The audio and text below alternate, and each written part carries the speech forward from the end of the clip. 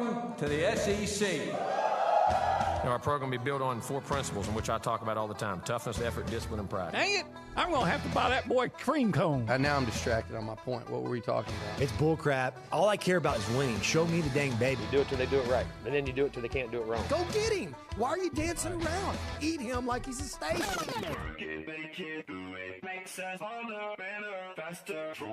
He fits what TexAgs radio is about. He fits into what the listeners are going to want. He's a pro on every level. That's how long I've been on ya. It's Nuno and the crew on TexAgs Radio, right here on Sports Radio 1150 AM and 93.7 FM. The Zone. You know how long I've been on ya. All right, we're back on a Friday morning. Good Friday morning to you guys out there in Radio Land. I am Ryan Brauninger, sitting in the host chair for the final time this week as David gets back. We'll be back in the big chair on Monday. This is TexAgs Radio. We're presented by David Gardner's Jewelers. We're inside the Rollo Insurance Studios. Like I said, I am Ryan Brauninger. To my left is the always not abrupt. I stopped myself before I got to the adjective. I want to know what adjective's coming here. Suave. Suave, okay. The suave, savvy, smooth, debonair, velvety. I'm not velvety, that's for sure. Olin Buchanan. Hey man, good Friday morning. Good Friday to you as well. It's not Good Friday, but right. Have Friday a good Friday morning. Yeah, sure. Basketball on the horizon tomorrow morning. 11 a.m. tip at Reed Arena. The Aggies will host the 5-seeded Oregon Ducks. Texas A&M, a 1 seed, will host the 5-seeded Oregon Ducks at Reed Arena.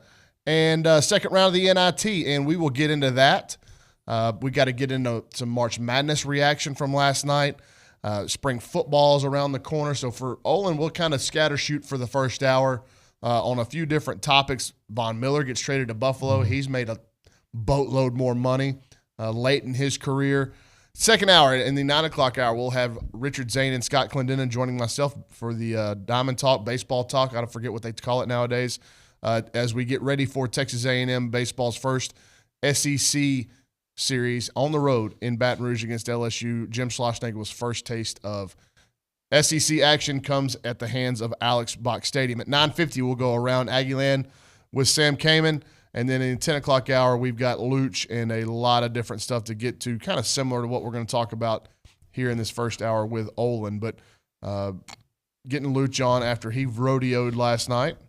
And got to go see Chris Stapleton, and I'm sure he had a good time. Everybody on all of my social media seems like they were there. So I got to basically see the concert for free because there are certain people in this world that think when they go to a concert, the number one thing that they should do is record every minute of every song.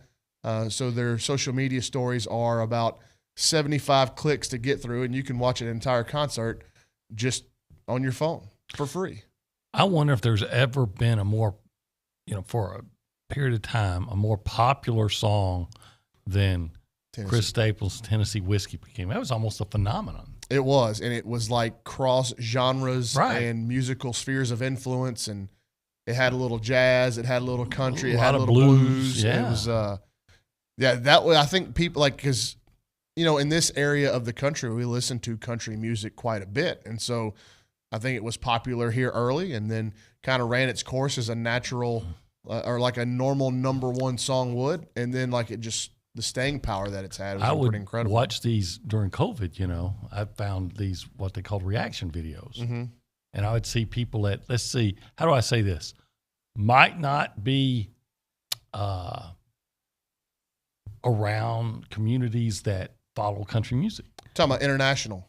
No, I'm talking about here in America, but some places, people from communities that you might not associate with country music. Mm-hmm. And they would say, okay, I'm going to be listening to country music for the first time, and I've tried this, and they're like blown away. And they're like, this is country? What else have I been missing? You can go down rabbit holes on those reaction videos. Some people have made a very nice living doing that. Yeah. Some of them were pretty huge funny. YouTube followings because based off just their reaction to something somebody else did. And it was... Which you would be good at that. If we put raw footage of you reacting to stuff you'd never seen before, where you didn't have any kind of filter on it, yeah, of course you'd probably have to quit at TexAgs. Yeah, of course, because they've been trying to filter me for quite a while, and they've succeeded. Well, what'd your bracket look like after day one? 6 upsets yesterday, tied last year, I believe, for the most all time, and nearly got to 8 in that last window. Well, I will admit that I had picked Kentucky over St. Peter's. So how far did you have them going? I had them losing to Tennessee in the final. So your bracket's kind of busted. It's kind of busted, yeah, kind of. I had Iowa beating Richmond, but I didn't have Iowa going far after that. Poor Dickie V. Did you see that? Oh yeah, he had picked Kentucky over Iowa in the final. Yeah, that didn't go well. I did have UConn beating New Mexico State. I was glad to see New Mexico State beat them. I don't know why. I kind of like New Mexico State. Can't tell you why, but I do. Las Cruces? I've never been there. Really? Seems like a nice town. I have not been to Las Cruces. I spent about a week in Albuquerque last summer. New Mexico's nice. The scenery is very nice. The most overrated thing, New Mexican food. Oh, yeah. Tex-Mex blows it out of the water. My younger brother went to New Mexico State for a year or two. Oh, okay. Yeah. That may be it then. I think he went there because he heard that you can get weed real cheap. I wish I was joking. He's now a professor of philosophy. Let's see. Yeah, I had picked Boise State. They lost. St. Mary's blasted Indiana. Indiana was a team that I picked St. Mary's. A lot of A&M. Well, right. It was a 5-12. So I got that one right. St. Mary's was the higher seed, but they beat them by 75. Yeah. I don't know if you've heard this, but the selection committee made some less than egregious logical picks. And how about all those putting 9 Big Ten teams in and 3 of them already lost? No. The conference that got glad-handed spots was the Mountain West. And they got 4, and they're 4-0. They were at 0-4, and they are, according to something I saw on Twitter last night, they are now 1-11 in first-round games since 2016. Once again, 7 members of the 7 to 12 members represent mid-majors. Again, I just don't understand. If you're that mid-major administrator, you always want to be an administrator at Wyoming, at Utah State, or don't you have aspirations to move up the ladder? Well, maybe they're alumni. We're going to show you. We know we're good. We're going to put our teams in. But, I mean, if it's 1-11 since 2016, why do they get the benefit of the doubt? No, it's a great question. Yeah, and you were upset that Kentucky lost. The most arrogant, condescending, pompous fan base in the conference in basketball. They were the Alabama of basketball. Because I had picked them to go to the final. That's it? So it doesn't warm your heart to see Calipari have to face the music? You know what? I don't really dislike Calipari. I dislike the Kentucky fan base. Calipari does what he's supposed to do. He's supposed to, advocate for his team. Right. Well, I get that, and he's won at a high level, and I like Nick Saban, and I don't like Cal. I think it's their approach to how they do things. Now, look, behind the scenes, I'm sure they're very similar in terms of how they get kids on campus and sign top-flight recruiting classes. Mm-hmm. The difference is like Cal's got this history, I think, now of being super up and down, roller coaster in terms of his expectations meeting performance levels, whereas Saban has been up at the top for a long time, plateaued at the top, if you will. Yeah, there are those on Kentucky message boards that were calling for Calipari's firing. Oh, I don't doubt it. They're it's a total psychopath fan base, man. Like, they come in here to Reed Arena, and one of the furthest places from them geographically in the conference, and there's a ton of blue when they play here. So, but yeah, I'd pick, and also I was kind of hoping that the SEC would go have 6 teams in the Sweet 16 because, again, to show the committee how bad they were. So your bracket's still doing okay. So Kentucky was one of your Final Four. Who else? Kansas, Gonzaga, and you're chalky. No. Wait, did I say Gonzaga? Yeah, I think I did have Gonzaga. Kansas, Gonzaga, and Tennessee. So you think Tennessee ends up beating Arizona? I do. I think Arizona's been the best team wire to wire this year, but I don't know about that matchup. I'm not enough of a basketball guy. When I was and I'm not either. I haven't seen Arizona except on some highlights. But when I saw Tennessee up close. And I've said this before, I don't know that TV gives you they're enormous. Even close to idea of how incredibly big Tennessee is. And then you got the kid from Uruguay that can really shoot. You got the three-name kid, Josiah Jordan James, who can really play. Fulkerson coming off the bench and sometimes starting. He's really good. And then you got some really nice role players. Chandler's a pretty good shooter. So I just look at them and I say, what do you need to win it all that they don't have? Oh, they've certainly got enough pieces, right? But the little basketball that I've watched this year, and that's actually I asked Aaron Torres this. I picked Purdue to my Final Four because I saw them play like in December, and I was like, man, they look really physical and well-rounded team, and I like their big man inside. And so that was my lasting impression of Purdue basketball. Then I liked them as a 3 seed, kind of swimming under the radar a little bit. And so I picked them, and like that was the depth of my basketball analysis of picking my Final Four. So I'm not saying I know a ton about Arizona. I saw Arizona play one night when I was in a restaurant, and I was kind of checking in and watching them as we were eating, and they were really good, and they were fun to watch. Well, who's your Final Four? Texas Tech, Purdue, Arizona, and Auburn. Okay. I have a problem going a bunch of number ones, but then what did I do? I went I had 2 number ones. Texas Tech, Texas Tech's a 3, Purdue's a 3, Auburn's a 2, and Arizona's a 1. So it wasn't like I was really picking 5 seeds and below and I don't even know that there's a 5 seed that I like that can make a run. We almost had a Vermont against Vermont, New Mexico State round of 32 game. Because they pushed Arkansas. They sure did. In Arkansas, it wasn't until Note started playing that Arkansas. Here's Arkansas's problem: they have no depth, none. They have 6 players. Yeah, and so if you stay close to them, you might wear them down, and if anybody gets in foul trouble, they're they can be. They ran into that a little bit last night. Well, look, we're going to get into some more of the tournament. Day 1 it was a lot of fun to watch. I like that late window. UCLA got pushed there late by Akron. That was a team that a lot of folks had in their Final Four. So we'll get more March Madness reaction, and then we will look ahead to tomorrow morning's matchup, Texas A&M and Oregon in the second round of the NIT. You're listening to TexAgs Radio, presented by David Gardner's Jewelers. Hey guys, David Nuno here for the Association of Former Students. They're the oldest, most inspiring tradition of helping out Aggies out there. They've been doing it for over 140 years. That's right. They've been doing it, and they've been doing it because of you out there. They help with scholarships, student assistant programs, Aggie bands, silver taps, rain day, class reunions, muster, tailgate, traveling Aggies, etc. That's what the association does.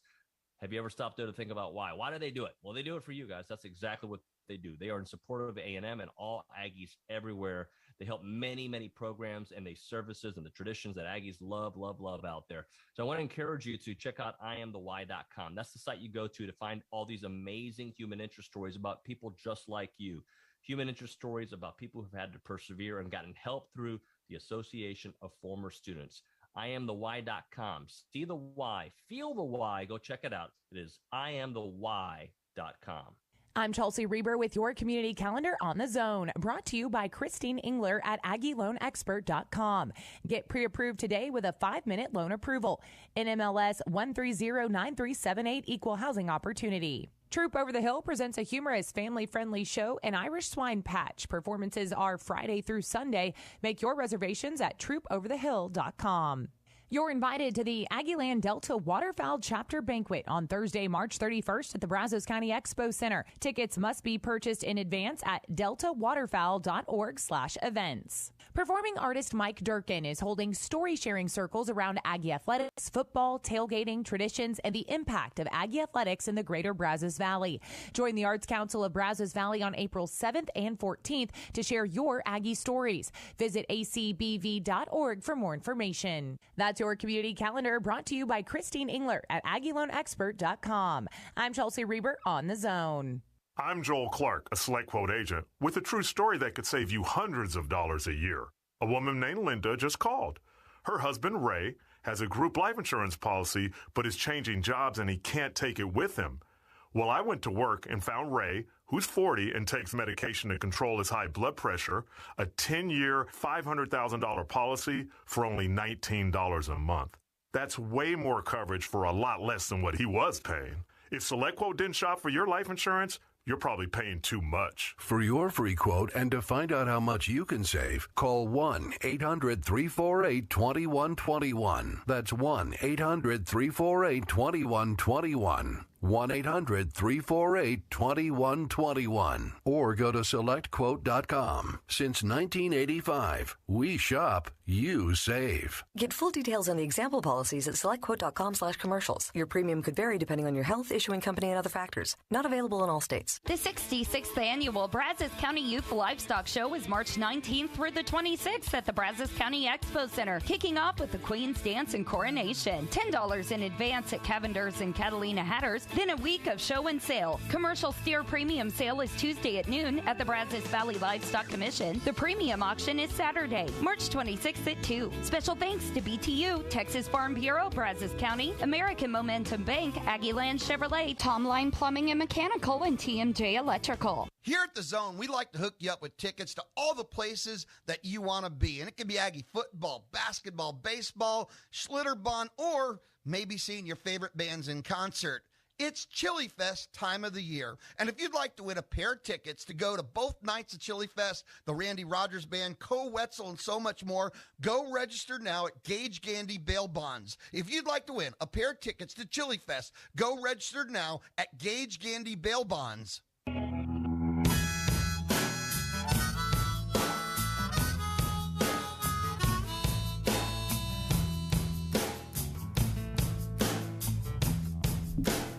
Let's get to the point. Your cousin or your brother went to New Mexico State. Mm-hmm. Probably like this song. He probably does. They probably break it down in his philosophy class. Probably do. He probably listened to that many times. With a bong in one hand. And Ryan Brauninger, Olin Buchanan on a Friday morning. It's TexAgs Radio presented by David Gardner's Jewelers, sitting inside the lovely Rollo Insurance Studios.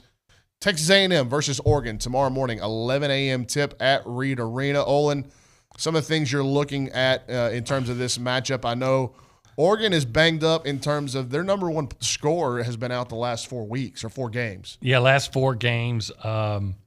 His name is Will Richardson, averages 14.1 points and 3.6 assists a game.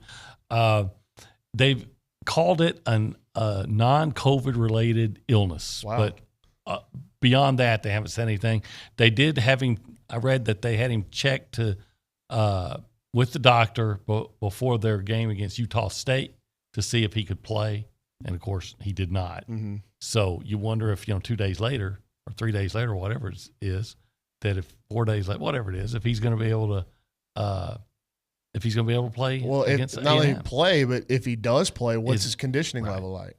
Right. Coming off an illness. Right. So, I don't know a whole lot about him other than I know that he's their best player and he's out. But they had a guy named Quincy, and I'm calling it Guerrier, but it's probably got a French name, Guerrier, because he's from Montreal. Yeah. And he had like 25 points in that win over Utah State. They've got 4 guys averaging double figures a game. Will Richardson is one of those. So if he's unable to play, then 3 of them. A name that A&M fans should be very familiar with, Devion Harmon, is a transfer. He's their 3rd leading scorer, a transfer from Oklahoma. He is the older brother of Deuce Harmon, Texas A&M. Older brother. Yes. Deuce has also got a sister that's on the Texas point guard on the Texas basketball team. How about that? So what a supremely athletic family. Yeah.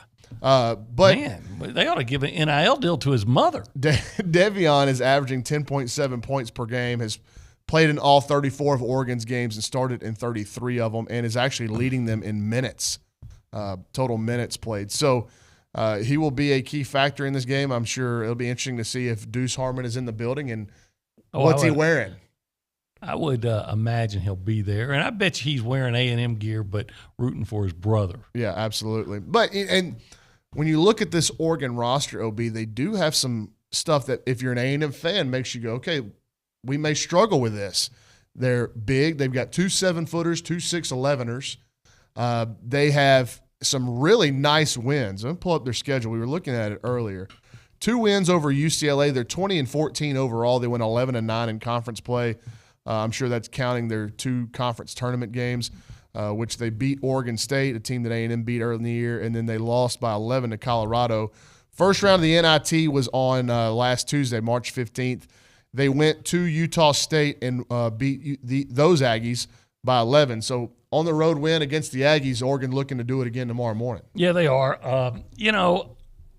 A&M has handled teams with like one or two guys lately with size. Mm-hmm. They beat Arkansas with Jalen Williams, 6'10" guy.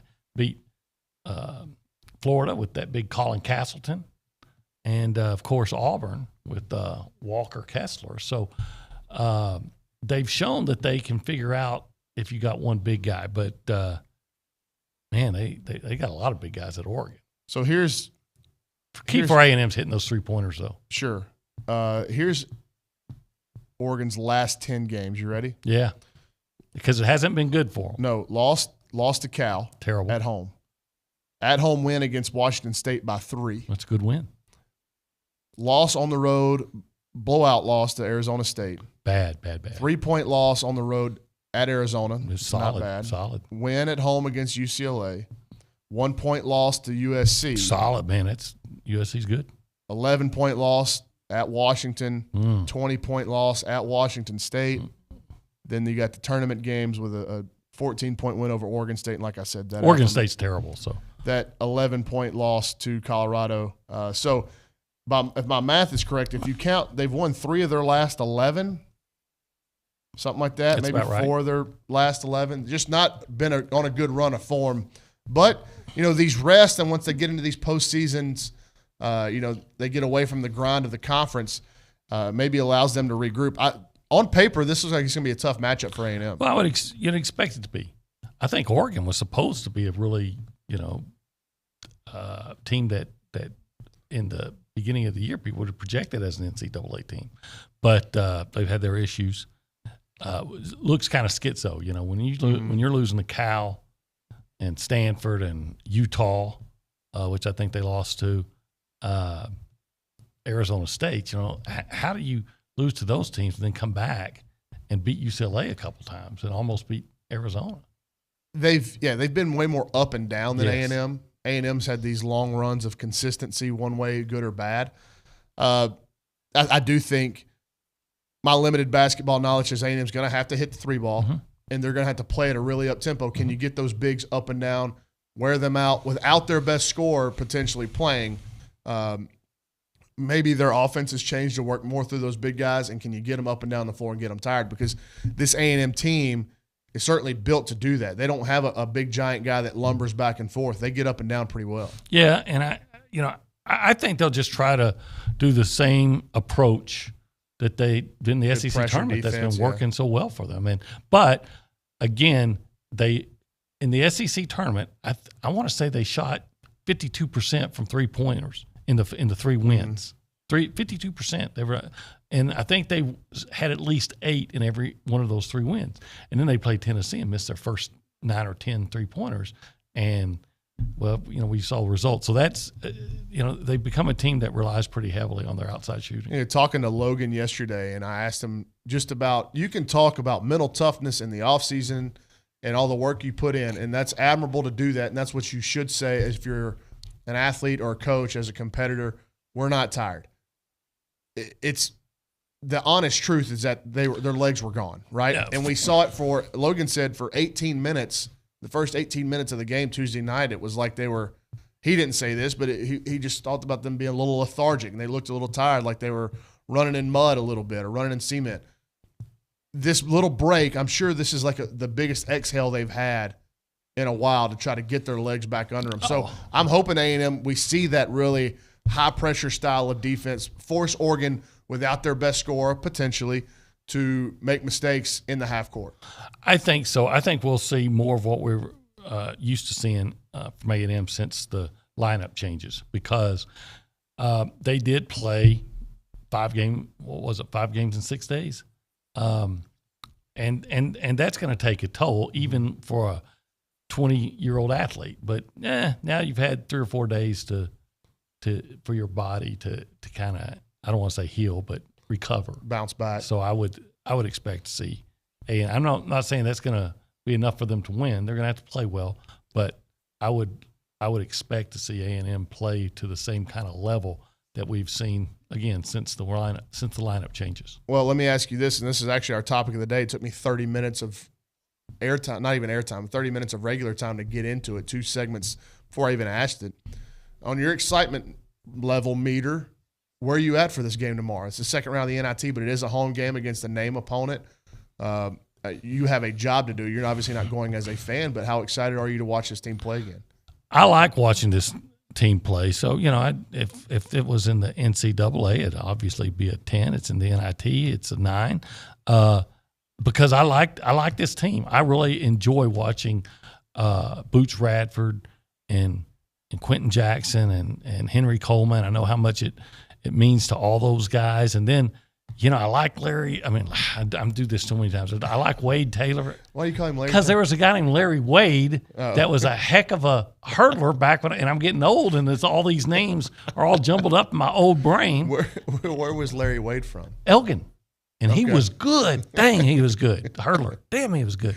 If he's listening. But somebody who's listening that knows track would say, oh, yeah, hell yeah, Larry. Yeah. Larry Wade. So Wade Taylor, he can make you kind of crazy. Mm-hmm. And I love to see what Hassan Diarra has become lately. He's been like the 6th man that's done a heck of a job. And so Obaseki, I saw someone on our boards question him because he's not a good shooter. I'm like, he's a freshman. Give me, let him have some time to develop. He certainly looks the part. His athleticism has really been a big factor. He's one of those guys that moved into the starting lineup along with Wade Taylor, and then the change in the role of Quentin Jackson that fostered this big resurgence. I'm kind of in. I'm way in on Wade Taylor right now. I'm glad you brought him up. I like watching him play. I like his trajectory, how much he's gotten better, and I like what he could be for this team and this program going forward. Kind of the same way I felt about TJ Starks. Obviously, that one went awry and went another direction. But remember, he came in as a freshman and started making plays down the stretch. So he was on a better team, and he made plays in the actual NCAA tournament. But similar to me, that they start coming on later in the year, and by the end of their freshman seasons, I'm going, I like where this kid could be as the front man for the team going forward. And I think he will be someday. Lead guard. Yeah. I think he's going to have to be the either he or Obaseki, and I think it's more likely to be him next year. It's going to have to be fill that Quentin Jackson role. That guy that's your second scorer opposite Radford. Is Quentin Jackson a pro? I didn't think so before early, but now I'm starting to think, well, why not? I mean, he plays in Europe. He might follow the Caruso formula, or that path, but he can if he continues to shoot from the perimeter like he has since he's become this guy they're going through. Mm-hmm. He's certainly athletic. He's really fast, plays good defense. So I would think, I would advise him, not that he cares what I think, but to look at the way Caruso got into the league. He got in, he went to the G League, and I heard him say, I wasn't trying to be the big scorer because everybody has the big scores, so I tried to do all the other things that you're looking for. And then when he did all those things and proved he could get to the NBA because he was a great defensive player, because he could pass the ball so well, and do all the little things that coaches appreciate, then they started, and then he started showing his offensive game, and now he's a $20 million player. Yep. So I do think there's a path for Quentin. I would not dismiss Quentin's chances. When we come back on the other side of the break, we're going to look at some of these trades. Von Miller to Buffalo for a big payday, and spring football returns next week. You're listening to TexAgs Radio, presented by David Gardner's Jewelers. Hey guys, David Nuno here for Heritage Films. My longtime friend Chance McLean, he captures stories, he captures memories, and he does that with Heritage Films. The website's very easy to remember. heritagefilm.com. That is heritagefilm.com. They make high-quality documentaries like HBO, Netflix style, your friend, your mother, your father, your grandfather. You get it. He gets to tell people stories, and he's amazing at it, and he's been doing it for Aggies all around the world, to be honest with you. You look at most of his clients, they're all really Aggies because Aggies care about their family. They care about their history. Now, documentaries don't have to be about famous people. It's about you, your family. It's about people that are important for all of us out there, right? So do it for birthdays, Father's Day, anniversaries. Just do it to capture the moment, because that's a part of life that you can continue to share with family after generation after generation. His name is Chance McClain. It's Heritage Films, 713-893-8341, 713-893-8341, yourheritagefilm.com, yourheritagefilm.com. Did you text the show a snarky remark? He'll bark back. It's David Nuno on TexAgs Radio. Weekdays on the Zone.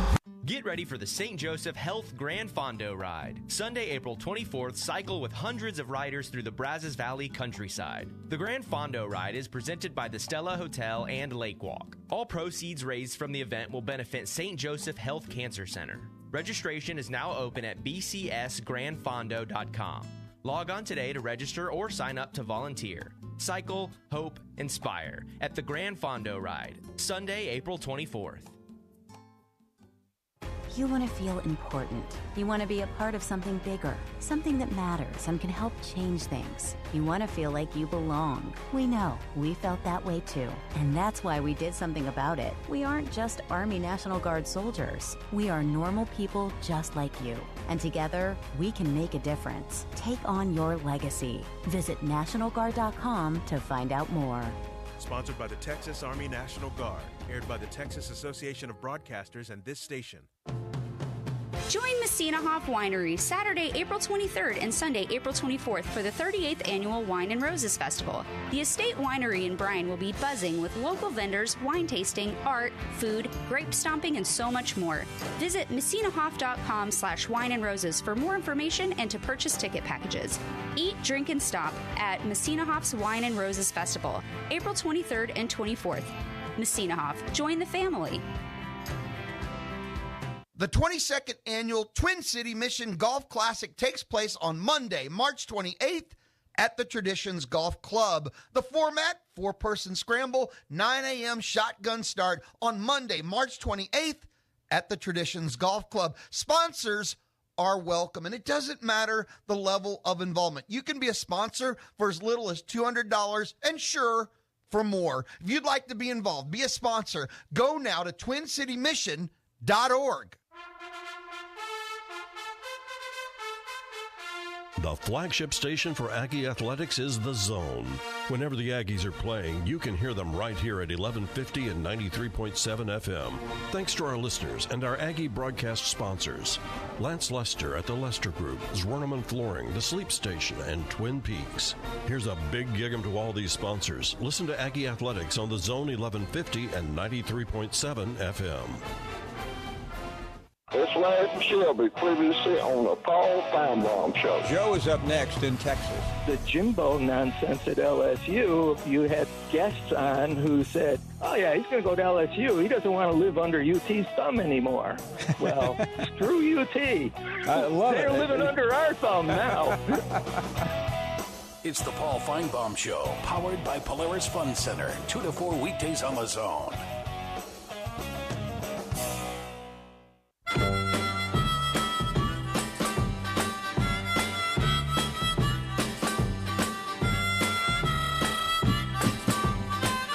About halfway done with our time with Olin Buchanan on a Friday morning. Ryan Brauninger sitting in the host chair today. TexAgs Radio presented by David Gardner's Jewelers inside the Rollo Insurance Studio. Don't forget you can interact with the show. The BCSI Associates Hotline, the A&B text line, 979. Do you shave your arm? 693-1150, 979-693-1150. Yes. Okay, because I just happened to look down, and I see you're wearing shorts. I mean, you have almost as much body hair as Gabe Bach. Oh, no. And then, no. And then I look at these smooth arms. Like, my chest isn't super hairy, and my back isn't hairy at all. Oh, okay. Now, I lucked out on that, Gene, because my dad's got a hairy back. Okay. I can remember waking up. I sure appreciate you saying that. Well, look, he ain't listening. Here's the thing. My parents love each other, so on Sunday mornings before church growing up, when I was real little, Mom would go and shave my dad's back. Shave his back. Yep. He'd be on he'd be on his knees in front of the sink, and my dad's 6'3", my mom's pretty short. I'm built more like my dad. Thank God I look more like my mom. Your mom has a beard? Well, I am from Southeast Texas, but no, she doesn't. She's in the circus. I'm from the good parts of Southeast Texas where they don't have it. Okay. But I heard White Oak. White Oak? Where they invented the toothbrush. No. Because in White Oak, it was the teeth brush. Right. Because, It's a Charles Barkley joke I was going to try to throw on you. I've heard people from Tennessee tell that joke about people from Kentucky. And I remember thinking, how bad is it when people from Tennessee are looking down on you? What's the saying in the South? Thank God for Mississippi? Thank God for Mississippi, because we ain't last. How did we get there? I don't know. Anyway, I was talking about your hairy legs, and then it got to my dad's hairy back. Yeah, hairy back. Okay. Where was I going? Oh, we got to talk spring football. Spring football. On the other side. And so we talked a little bit yesterday with McGee about the not musical chairs, but potential for movement on the offensive line with Reuben Fothery and Bryce Foster. I sat and thought about that. And, in order for A&M to be really, really good, to play to the level that we think they can play at in 2022 in terms of their talent, you're going to need 5 guys to be really good on the offensive line, correct? So why time A&M would has you been move? good. Right. Why would you move anybody? Right. Well, why did you move? So instead of having two new offensive linemen, you essentially got 4 new ones. If you move Bryce Foster from a center to a guard. I don't think they're going to move Bryce Foster, but go on. If you move Reuben Fothery from a right to a left. That I think they will do. I'm just saying now you're fighting for 4 new positions instead of just 2. Unless the guy that's going to play right tackle has already played it. And who are you thinking here? Well, Akinola, or even the kid from Hallsville, Blake Traynor, who I think though is better at guard. Yeah, I would 1,000% agree. If his best shot is that open left guard spot, but from center to your right tackle, you're returning 3 kids that you very much trust, and played at a high level last year, right? And Layden Robinson played at a high level even though he was hurt. He was hurt early, and but he played better as the year went on and got healthy. And I think that people inside the program are very happy with Layden. I think so too. And obviously, the upset, Bryce Foster and Reuben Fothery look like future NFL stars for a long time. Yeah. So again, why upset that apple cart when you've got 3 of the 5? You already feel really good about winning at a high SEC level in those 3 spots. Because in most cases, your opponent's best pass rusher is going to be on the right side of the defense, which means he's going to be going against the left tackle. And so do you want your best offensive tackle matched up on their best pass rusher? Is he your best left tackle? I got full confidence at Reuben Fothery, but doing it at the SEC West level, Reuben got really good at right tackle. He was a freshman All-American. Looks like probably a preseason All-Conference guy at right tackle. If you move him to left, is he the same guy? I see your rationale, and I don't think they'll move him to left unless they think he's the same guy. Mm-hmm. Well, we're speculating, man. Yeah. We don't know anything. Jake Matthews went from right to left. That was after Luke Jokel left, right? Right. Yeah.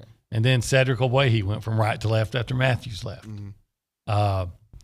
I kind of thought they might move Carson Green from right to left, but it turns out that they knew what they were doing. Dan Moore's pretty good. So they're gonna.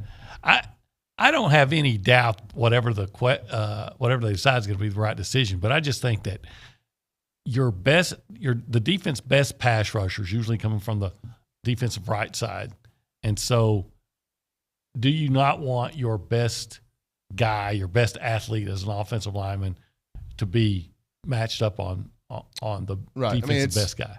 That's a question that they're going to answer throughout the spring and see what they've got in Trey Zune. Obviously, Akinola is out. I think that kind of hurts Aggie with that ankle injury that's going to keep him out. I think Jimbo said the entirety of the spring. Right.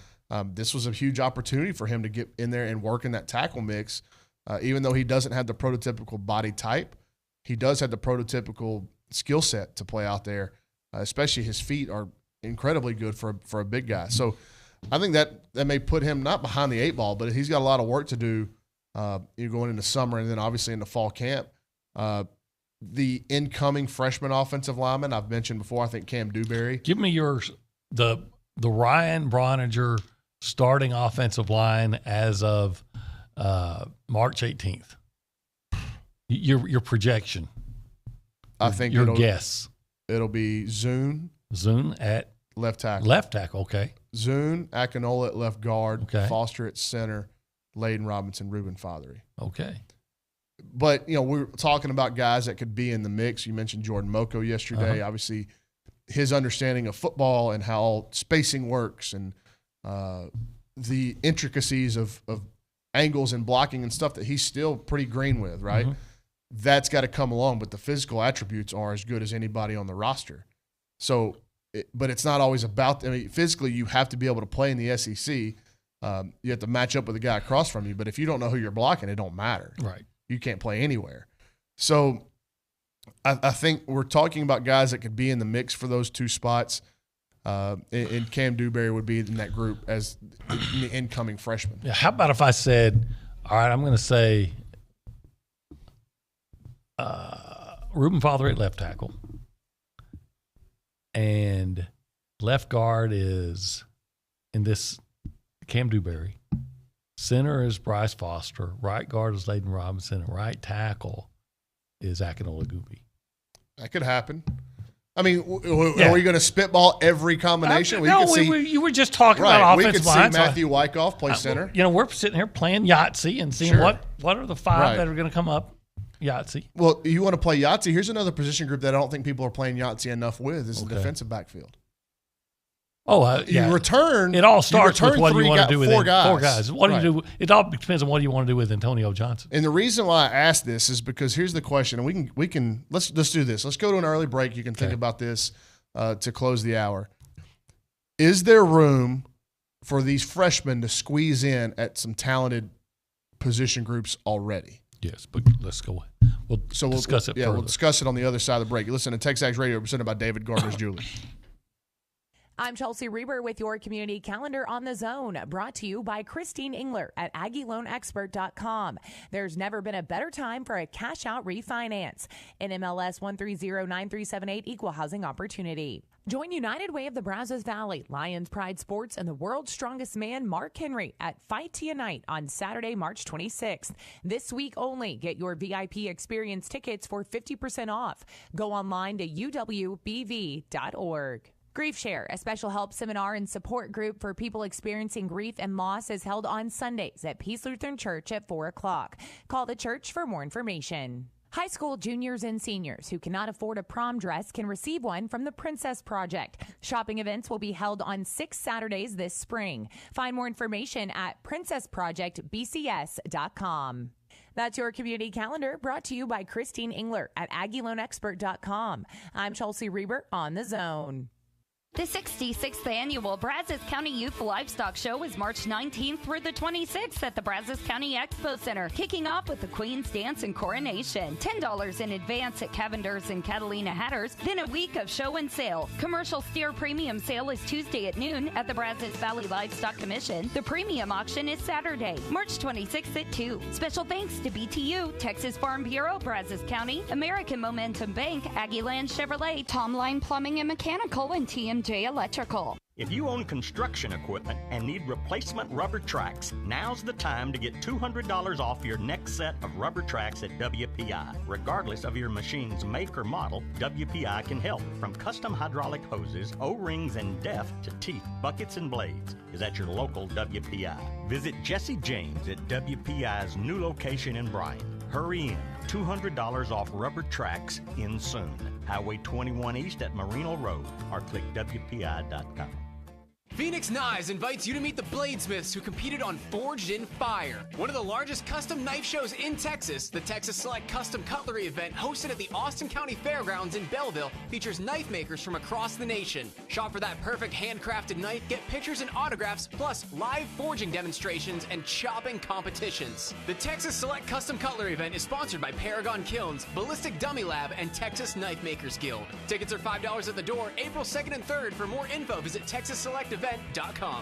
From the Combine. The central storyline of this Combine and a sea of storylines about to unfold. To free agency. Jarvis Landry, he's at a point in his career where he should look to team up. To the NFL Draft. We focus in on the quarterbacks. The draft is generally defined by those guys. The NFL season never ends. Listen in to ESPN Radio, weeknights and weekends on Sports Radio, 1150 and 93.7 FM.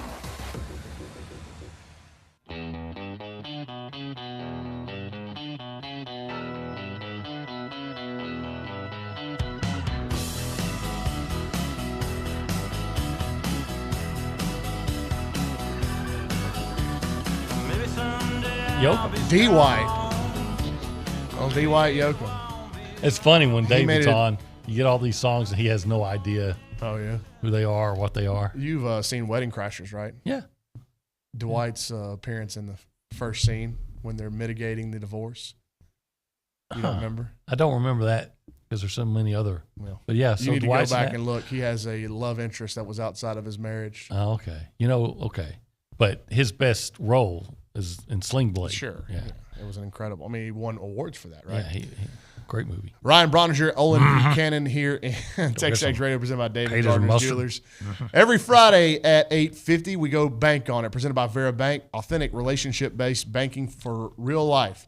Go see Joel Jackson and the team and learn more at verabank.com. That's VERA bank.com. Olin, bank on it. What are you banking Well, on? I mentioned earlier that the Aggies in Tampa, they were hitting three-pointers, and it seemed like in all those 3 wins they had at least 8. So I'm banking on the Aggies are going to hit at least 8 3-pointers tomorrow. Wow. And I think that might be enough to spur them to a victory. Do I get to do a bank on it as well? Is there an expectation of the host to do a bank on it? You can, or you're the host. You can do whatever you want. What would you bank on, or maybe you wanted to I'd bank on Von Miller's contract. I wish I could bank on. Yeah, I wish I could too. But you know what? You might want to bank on the Buffalo Bills winning the Super Bowl. Oh, they certainly. Super Bowls seem to kind of follow Von Miller, and they're putting together the pieces of the recipe, parts of the recipe. They already have a good defense, and they have an incredible quarterback. Yeah, and it good was receivers. a coin flip in that game against the Chiefs, right? Like if they play an ounce of defense there at the end, they advance. Right. So yeah, they might be the team, and Von Miller may be that piece of the defense to give you one more pass rusher that makes them nasty. Does he gets a statue here at some point, you think? I would think so. I would put him one now. Mm-hmm. But him, Johnny, some of the recent guys that you think should have them. Stephen McGee, Miles. Steve McGee. I would I wish McGee was on. I would put a statue of his truck with the key. Oh yeah, yeah. So this is when it all changed for Stephen McGee. A key moment in Aggie football history. Look, we were talking about. We went to break early to talk about the freshmen coming in next week in spring ball as they continue to kind of work their way toward the spring game and make an impression on the coaching staff. I asked this question because we were talking about the DBs. Is there room for the freshmen to squeeze in a talented position? And look, man, like Miles Jones is going to have to play and play well. Brian George is going to have to play well.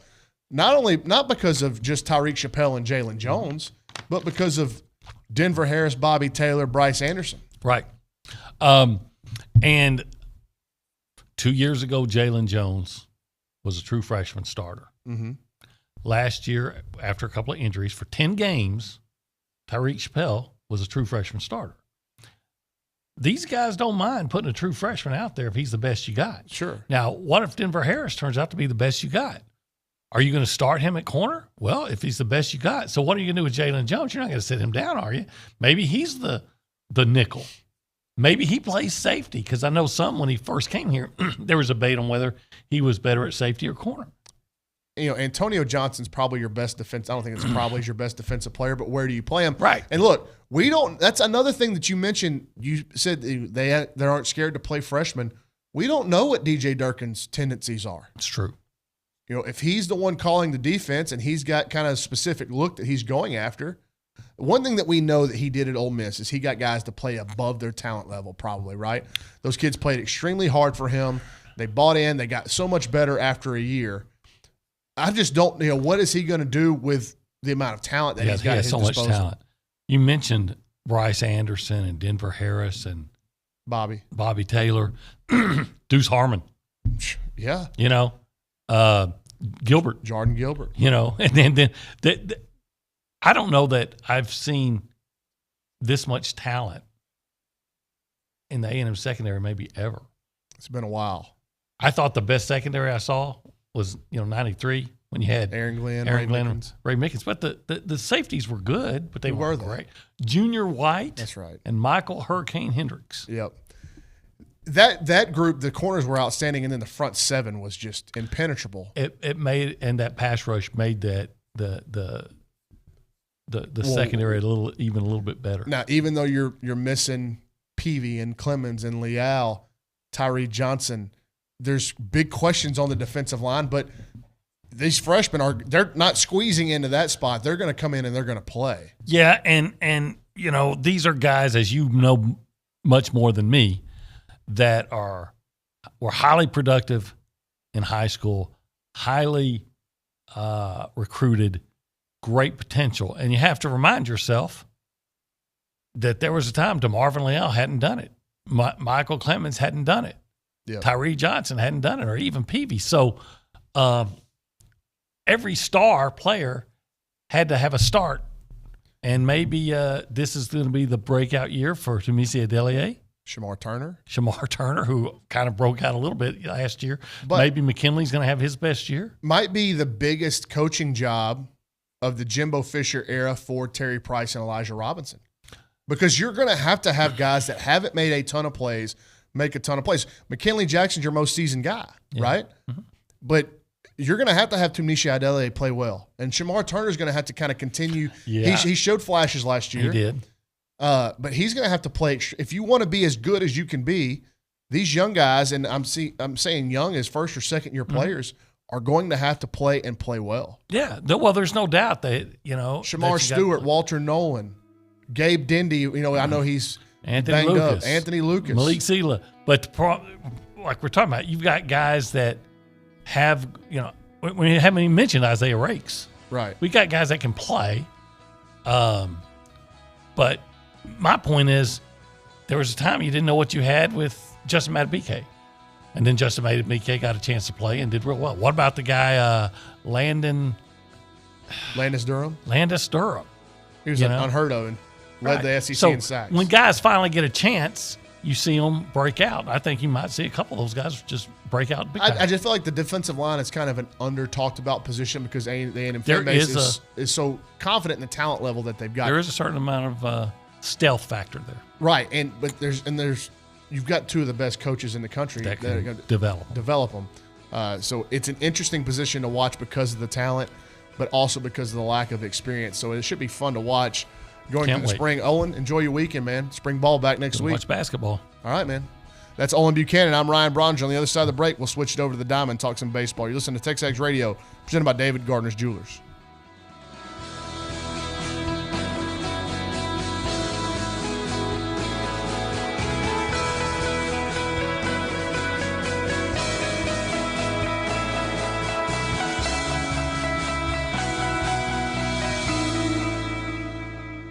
Hi, this is Jeff Vanderwood with Veribank.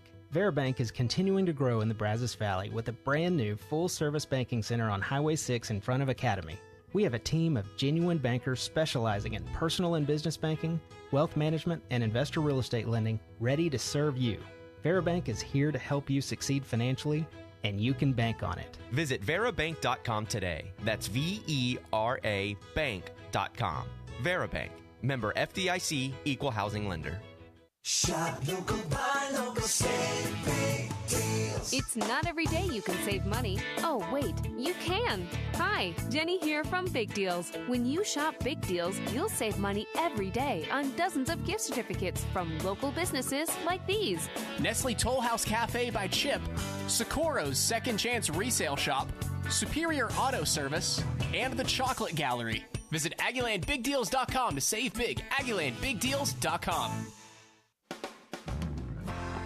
Your home for Aggie baseball. From the first game to the last game, Homer Road is Zone 1150 AM and 93.7 FM.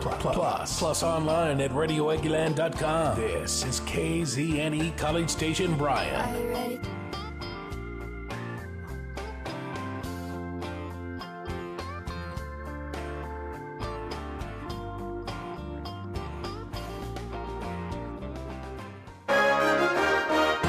From From WTAW, I'm Chelsea Reber with a news update on the Zone. A customer at a Northgate bar breaks his ankle after being pushed off the bar while he was singing karaoke. College Station police arrest the man who pushed the singer on a charge of aggravated assault causing serious bodily injury. According to the arrest report, the girlfriend of the man who was arrested said he was not provoked, and he told an officer he did not know anything. 20-year-old Wesley Cullen Baker of College Station was jailed in lieu of a $15,000 bond. Brazos County's online court records website is reopened after being taken down for 2 weeks. A county spokeswoman says their IT department used tools provided by the third-party provider for Justice Web that determined none of the county's non-public records were exposed to an undisclosed problem. This week's Brazos County Commission meeting included changing the boundaries of 13 voting precincts. Commissioner Russ Ford asked County Judge Dwayne Peters if this impacts his runoff election. Does that have any effect on the May 24th race, changing these now? No, shouldn't. Good question. Changes to voting precinct boundaries are the result of City of Bryan annexations and new Bryan City Council boundaries following redistricting. Elections Administrator Trudy Hancock says the changes approved this week will apply to the May special election to fill the unexpired seat in the Bryan City Council single-member District 4. Texas A&M University announces the discovery of 15 additional Aggie veterans who died in the First World War. The additional names have been added to a World War I commemorative site on Simpson Drill Field in the center of campus. They join the 55 Texas Aggie Gold Stars who are all remembered with individual oak trees and plaques. Former President George W. Bush visits the Rellis campus's George H.W. Bush Combat Development Center. The Texas A&M system announced the visit the day after it took place. The 43rd president also visited the Bush Library and Museum.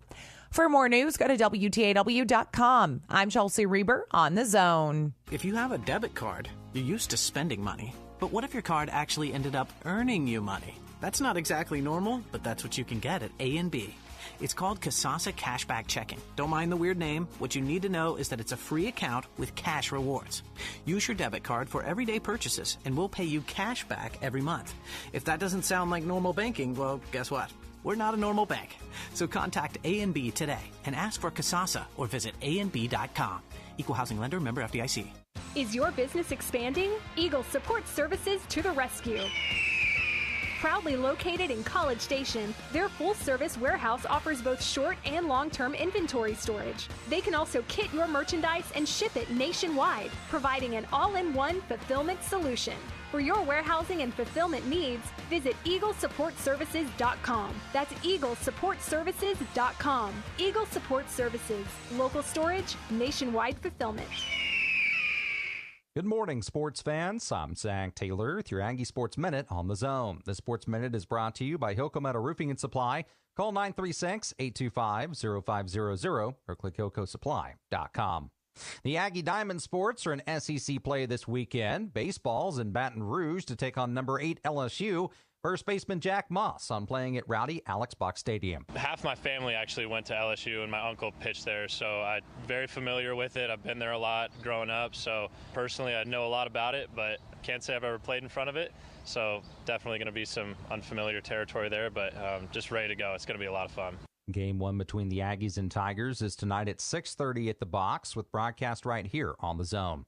Meanwhile, softball's at home this evening to take on 5th-ranked Florida. The Maroon and White are still in search of their first conference win of the year after getting swept by Auburn last week. First pitch is at 6 o'clock with coverage on Gospel 97.3 FM. Yesterday marked day 2 of the NCAA Women's Swimming and Diving Championships. The Aggie team of Bobby Kennett, Caitlin Owens, Olivia Thiel, and Chloe Stepanek finished in 9th relay. Day 3 will get underway today in Atlanta. And the Aggie men's basketball team takes on Oregon tomorrow in the second round of the NIT tournament. Tip-off is at 11 a.m. at Reed Arena with broadcast on 1620, 94.5 WTAW.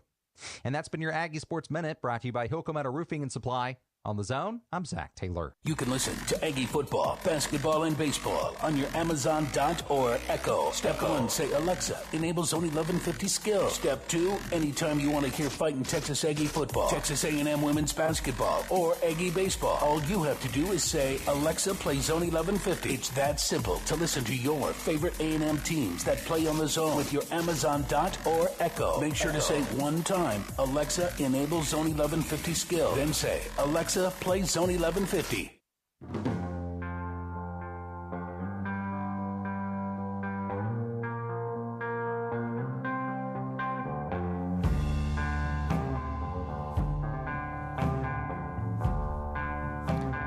Heading into the 9 o'clock hour on a Friday morning, TexAgs Radio presented by David Gardner's Jewelers. I'm Ryan Brauninger. I would typically be sitting in one of the guest chairs during this hour as we get ready to go the baseball roundtable. But here I am, the host, and I am joined by Richard Zane and Scott Clendenin for the next 3 segments, maybe 3+, depending on how long this is going to go, because the Texas Aggie baseball team has hit the road and will be in Baton Rouge for a 3-game set starting tonight, and a little bit of questions going in for both.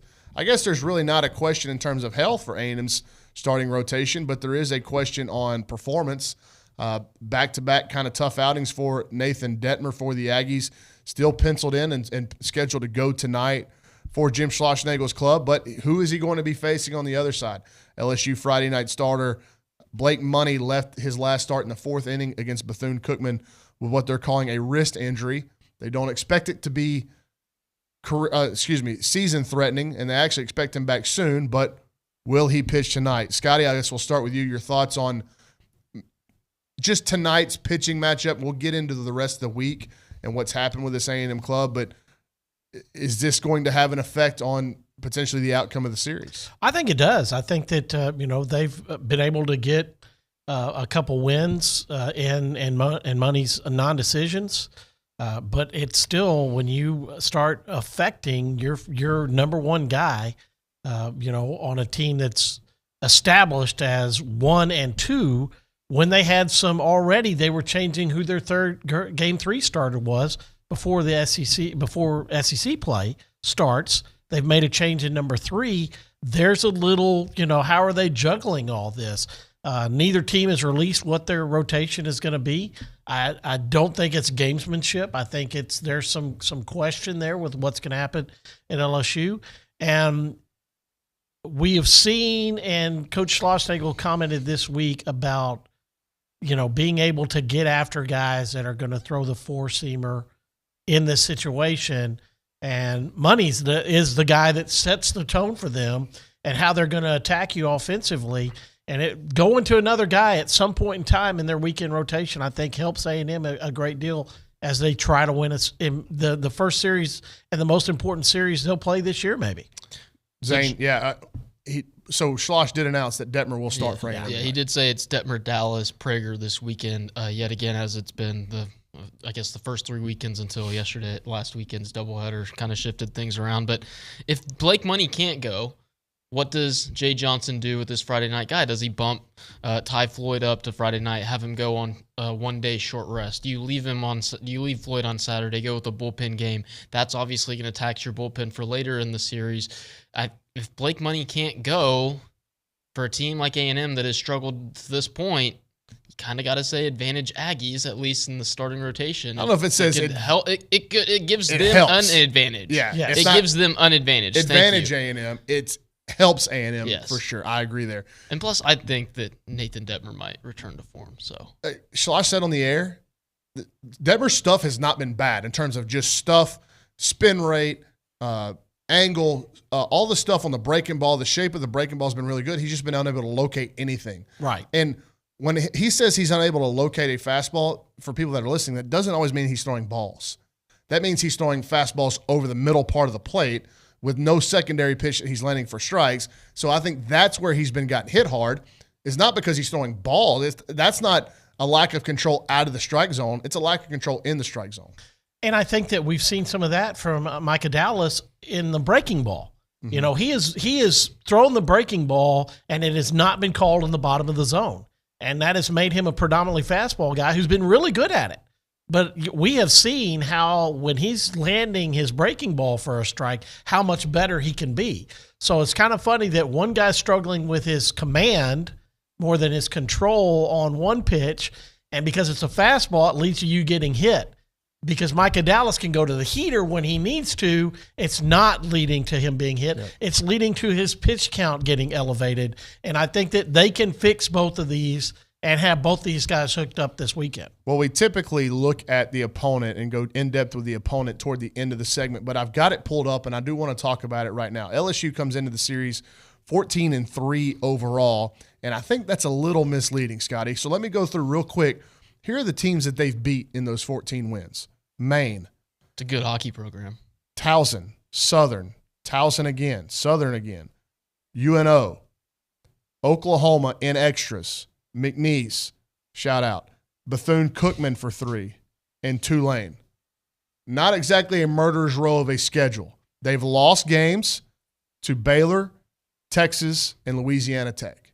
So in 3 of the 4 best teams they've played. When did they play Baylor? Was that a Sunday? That was the Sunday in Houston, I believe. Right, and that's when they brought Hilliard in relief, and then they've changed him being now their Sunday starter because he did give them something in relief for their third guy. You're exactly right. And we should mention, too, that Oklahoma win was in 11 innings, and it was an Oklahoma bullpen meltdown on the back end.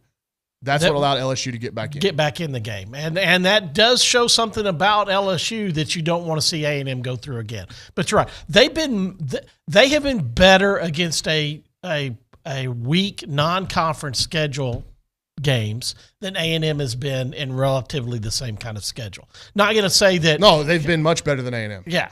No, I'm saying I think if A&M lined up against those teams, they would have the opportunity to have the same kind of schedule. A&M had a schedule that they weren't able to execute in to have the same kind of record along the SEC. There's been very few top 25 premier weekend matchups in the SEC. This weekend, you're going to learn stuff about these SEC teams, who is real and who is not.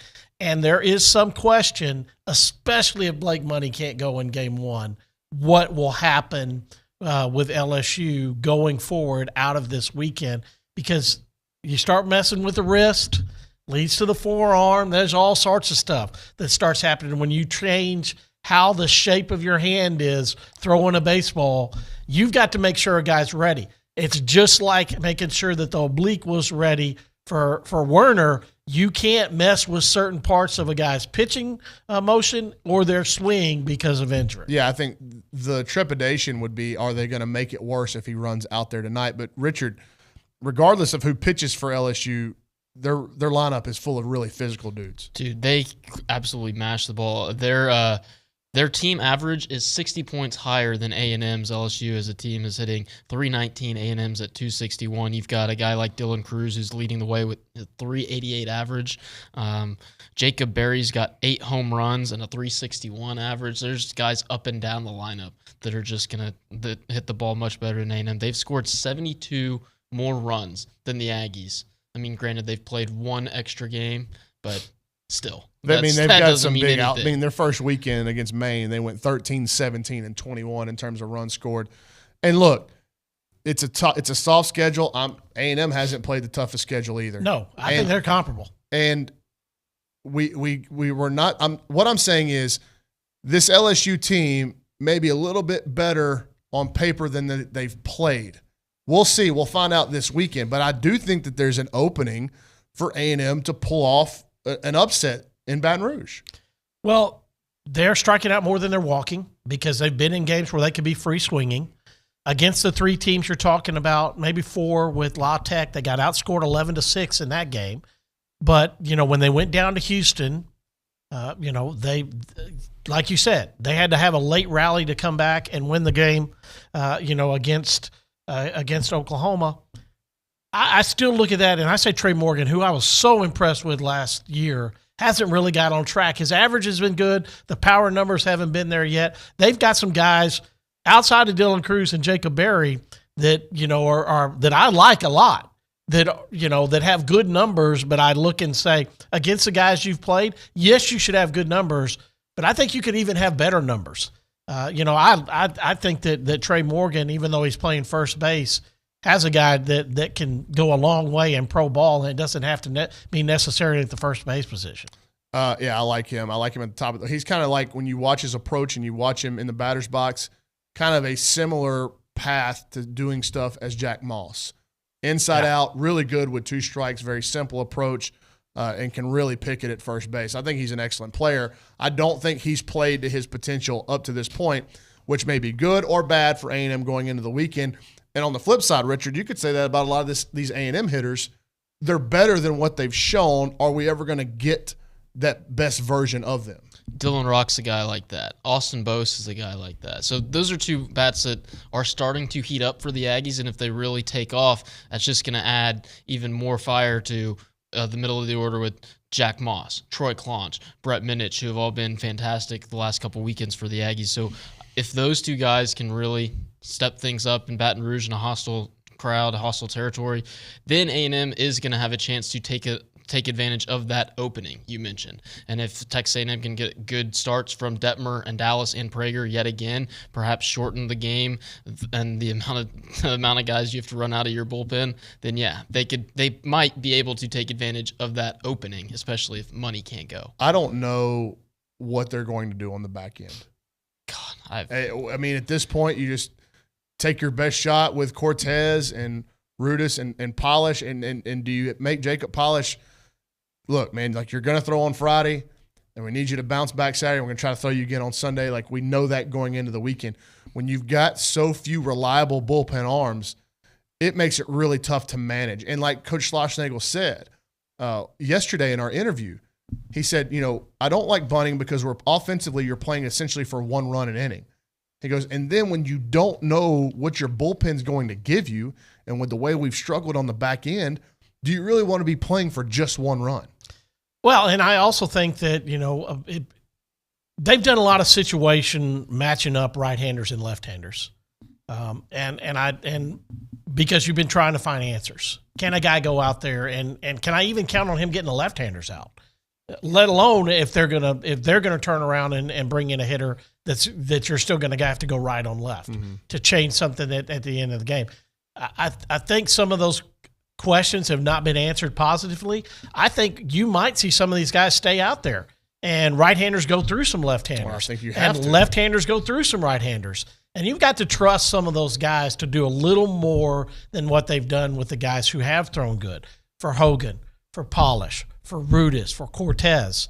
But if you can get a little more starting pitching, maybe you leave your starters in and you challenge them a little bit to give you an extra 2 at-batters in the 6th inning than you were when you were going to Cortez and saying, I've got to drop a hammer in right now to get out of this inning, because I think he's been good at that. But how is that setting you up for the 7th, 8th, and 9th? I think there's some changes that the coaches will look at, and you might see a little bit different reaction on the pitching staff-wise. And I think you start counting outs. If you have a lead in the 7th inning, okay, who's going to get me the most outs, regardless of matchup? What do I feel? Yes. And that's where you go away from the analytics and the numbers. Nate Yeski's done this. He's forgotten more about pitching than I know. But I do think there's a certain element of, okay, Jacob Polish, I trust him. I think he's going to get us the most outs for us to get to the end of the game, so I'm going to leave him out there and let him figure it out. Exactly, and I think in years past you've seen pitching changes made based on right-handed, left-handed batters playing matchup. I don't think this bullpen has the capability of doing that. So Jacob Polish is a lefty. He's going to have to face some righties. Just as long as he's getting out, and you kind of got to ride the hot hand to steal a basketball thing. Sure. Just get as many outs as you can possibly get, and if it starts falling apart, next man up, and just fingers crossed that he keeps it going. At this point, that's how it is. He has experience doing that. I mean, he wasn't just a situational guy at Stanford. He had length in what he did there. Yeah. And he's not really my question. I think he has pitched the last 2 weekends like the guy that was at Stanford. I think it's some of the other guys that they're looking at that it's been – because Cortez has been good, he still had to work through some struggles. Hogan the same way. These are newer, younger guys that I like what they've done when they've had opportunities, and that has got them ready for what is going to go on this weekend when the stakes are much higher. It's hard with Robert Hogan because the stuff is electric. But when you throw the ball at the backstop as much as he does, it's free 90 feet in these – look, I just think it's going to be a tough atmosphere to get him in a tight game in Baton Rouge. You may have to do it to see what you got, right? Because the only way that he's going to get better – is to get him on the mound. Where would you be without Troy Clonch catching him? Well, I know. Yeah. That's what I'm saying. You've had trust that Clonch can knock this stuff down because he's such a good defensive catcher. They have got to – I think you have got to have Clonch catching when he's in the game. I think that changes because you think that Taylor Smith's going to play catcher in one game this weekend at least, and then when you had to move Clonch to third base, then Taylor Smith has to be your catcher. I think you have got to have maybe some luck, maybe some planning to have Robert Hogan throwing the ball to Clonch. Yeah, we've got to let's get into the lineup on the other side of the break. You're listening to TexAgs Radio Baseball Roundtable. We'll be back on the other side. We're presented by David Gardner's Jewelers. Hey guys, David Nuno here from Milliken Reserve, a farm-to-table community in College Station. They got homes, they got trails, they got wide open spaces, and their mission is to build a healthy community around nature. They're dedicated to maintaining that sanctuary for family, for nature, for community out there, and they want to tread lightly on that land. They've got that healthy community aspect out there as well, respect for that native landscape, that wildlife, 2,600 acres of open space farms and 30 miles of trails and homes. Milliken Reserve, what they do is they connect families to nature. They connect families to each other, really, with that extensive network of trails, wooded landscape, and that walking, the equestrian paths, creeks and ponds and gathering areas. It's such a beautiful, beautiful place to check out. It's Milliken Reserve. They're awesome. Hiking, biking, canoeing, kayaking, equestrian trails, evening yoga, summer camps, music festivals, farmer market tours, farm tours. Go check it out. The website's real easy to remember, too. MillikenReserve.com. That's MillikenReserve.com. I'm Chelsea Reber with your community calendar on the zone, brought to you by Christine Engler at AggieLoanExpert.com. Get pre-approved today with a 5-minute loan approval. NMLS 1309378, Equal Housing Opportunity. Troop Over the Hill presents a humorous, family-friendly show, An Irish Swine Patch. Performances are Friday through Sunday. Make your reservations at TroopOverTheHill.com. You're invited to the Aggieland Delta Waterfowl Chapter Banquet on Thursday, March 31st at the Brazos County Expo Center. Tickets must be purchased in advance at deltawaterfowl.org/events. Performing artist Mike Durkin is holding story-sharing circles around Aggie athletics, football, tailgating, traditions, and the impact of Aggie athletics in the greater Brazos Valley. Join the Arts Council of Brazos Valley on April 7th and 14th to share your Aggie stories. Visit acbv.org for more information. That's your community calendar, brought to you by Christine Engler at AggieLoanExpert.com. I'm Chelsea Reber on the Zone. We're planning a trip to Spain later this year. But our Spanish is... It's pretty bad. So we're using Babbel. Babbel's conversation-based method teaches you real-life words and phrases. And with Babbel's interactive, bite-sized lessons, you'll remember what you learned. There's no easier way to learn another language. Ahora hablamos español. He just said, now we speak Spanish. Babbel, language for life. Now try Babbel for free. Just go to Babbel.com. That's Babbel.com. Is your business expanding? Eagle Support Services to the rescue. Proudly located in College Station, their full-service warehouse offers both short and long-term inventory storage. They can also kit your merchandise and ship it nationwide, providing an all-in-one fulfillment solution. For your warehousing and fulfillment needs, visit EagleSupportServices.com. That's EagleSupportServices.com. Eagle Support Services. Local storage, nationwide fulfillment. The flagship station for Aggie Athletics is The Zone. Whenever the Aggies are playing, you can hear them right here at 1150 and 93.7 FM. Thanks to our listeners and our Aggie broadcast sponsors, Pioneer Steel, Gulf States Toyota, Cherry Rafino with Coldwell Banker Apex Realty, and Amarillo National Bank. Here's a big gig-em to all these sponsors. Listen to Aggie Athletics on The Zone 1150 and 93.7 FM. Here at The Zone, we like to hook you up with tickets to all the places that you want to be. And it can be Aggie football, basketball, baseball, Schlitterbahn, or maybe seeing your favorite bands in concert. It's Chili Fest time of the year. And if you'd like to win a pair of tickets to go to both nights of Chili Fest, the Randy Rogers Band, Co Wetzel, and so much more, go register now at Gage Gandy Bail Bonds. If you'd like to win a pair of tickets to Chili Fest, go register now at Gage Gandy Bail Bonds.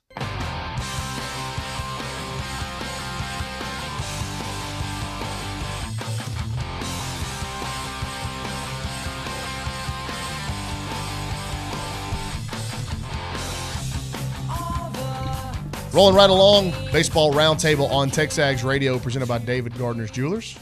Apollo Insurance Studios. Don't forget you can interact with the show. 979-693-1150 on the A&B text line or the BCSI Associates hotline. Topic of the day, if you're wanting to interact, is how excited are you for A&M's matchup tomorrow morning, 11 o'clock tip-off against the Oregon Ducks in the second round of the NIT. I got Richard Zane and Scott Clendenin in studio with me. We continue our talk about A&M's upcoming baseball series starting tonight in Baton Rouge at Alex Box Stadium against the LSU Tigers. And I have here on my notes for the show, offense. We could go a lot of different ways to You talk. got question marks or exclamation points behind that? It's more question marks than exclamation points. Yeah, it's definitely not an exclamatory offense. It is question marks. And I actually would give it 3 question marks because of the injuries. Trevor Warner's out for a while. We know that. At least 3 more weeks. If you're being very optimistic, at least. Yes. 3 more weeks. Kalai Harrison, he's out for a while. I think at the time of the injury, he said 4 to 6 weeks. Ryan Targach is close. He didn't practice. I know that they took live at bats yesterday off of pitchers. I don't think he did that either, but he is going to travel, and he is on the roster for the weekend. Doesn't sound like they're ready to stick him in any kind of extended role just yet. It sounded like yesterday during the press conference that Targach is likely going to play some this weekend. Maybe not tonight, maybe not tomorrow, maybe Sunday. But here's the thing. Limited action for sure. It is baptism by fire for Ty Hodge and Austin Strasner, and it is what it is. And, Scotty, you actually brought up a good point during the break. Go back to, was it the last coaching transition from Johnson to Childress? Yes. And one injury kind of flipped that season. This roster. Yeah, Austin Krebs got hurt in Waco, and it changed what was the fragility of that team was starting pitching. And it completely changed what they were doing because Austin Krebs is your Friday night guy, go out there and set a tone. And Austin got hurt, and it changed. The team morphed into a team that struggled the rest of the way out. This is the when you have to put Troy Claunch at third base in a non-conference game for him to play in a do or die situation, you see the fragility of a key spot on your team exposed. Well, and I looked at it and I was like, I've seen this in a different spot, but it was about the same time in the year that the fragility and the coaches have to deal with something they had no idea they were going to have to deal with. Going into the year, my contacts within the program thought that they were going to be pretty good position player-wise. They're like, hey, look, if these guys play to kind of how they've been doing in the preseason, we got a chance to be pretty decent, but we got to stay healthy. And that has not happened in any way, shape, or form. And you're down 3 infielders. It has been drinking through a fire hose from Strasner and Hodge, and now they're walking into Baton Rouge tonight in their first SEC game. It's going to be tough, man. I don't envy those 2 guys at all. I do, because I know how awesome it is to play on the road in the SEC. And, life experience-wise, you envy them. But in terms of the pressure on them tonight, it's going to be tough. But how the rest of the season, are you going to run into any place that's going to be more hostile than what you're going to see tonight? And actually, I said this, the schedule kind of sets up well for these guys. If you were going to get them hurt, the first half of the SEC schedule is much more forgiving than the back half. Yes. So you may be having Kalai and Trevor and Targach coming back full steam by the time the schedule gets a little bit gets a little bit harder. And now I'm going into that last back half of the SEC schedule, and I'm going, all right, not only do I have my most talented, experienced guys back and healthy, now my bench players have got some real innings and real at-bats under their belt. Yeah, they're going to have 75 probably at-bats in the SEC under their belt. You're exactly right. Strasner missed a play, and I thought it was good, and then you get a chopper that was a nobody play. Nobody was going to make the play with the bases loaded, how that ball was chopped on a 3-2 pitch. And he has got to have, the callus built up and the belief built up that can't turn me into a bad player. Mm-hmm. I can't wear that the rest of this week. I can't wear that when I go to Baton Rouge. Things are going to have pluses and minuses when I'm there anyway. He's got to have that mentality like a cornerback that I've got to forget that play. And that's some of the things that they've got to go through right now. Because Hodge the other night, the double play was fabulous. He has played exceptionally good defense. Yes. So now he has got to take some of that confidence. Okay, let's remember when you're at the plate how good you're playing defense. Normally you don't want to carry that. I'm a player. I can be an SEC player. Hodge and Strasner have had the talent to be SEC players, since they were 14 years old. Now they need to go out there, build up some knowledge of it, and have some success. I've said this. I've known Ty Hodge since he was 18 years old. Obviously, my relationship. Not 18 years old. 8 years old. There you go. For 10 years, what I was trying to say, 11 years. Obviously, with 12 and his dad, Kevin, running 12, I've literally watched Ty grow up. Never seen him struggle like this. So it's not a physical issue that he's having. It's mental. And like when you're in that kind of thing, you can't take your way out of a slump. So the other night he comes up with the bases loaded and 1 out. He takes 2 fastballs right down the heart of the plate. You know, like that's mental. He doesn't do that. That's the mental side of all of this stuff. Every time I come up to the plate in my hometown, I look up at that scoreboard and it says 071 on it. Yeah. Everybody can see it, right? It's like having to work through all of that. That's why you take that pitch. It's not because you're a bad player, you can't hit. It's just the mentality of I've never struggled like this. I don't know how to get out of it yet. And all that stuff, it just takes time. Like it's just going to take him more at bats, getting into the batter's box. But here's what's going to happen, Richard. Maybe as soon as tonight, Ty Hodge and Austin Stracer are going to come up in RBI spots with less than 2 outs.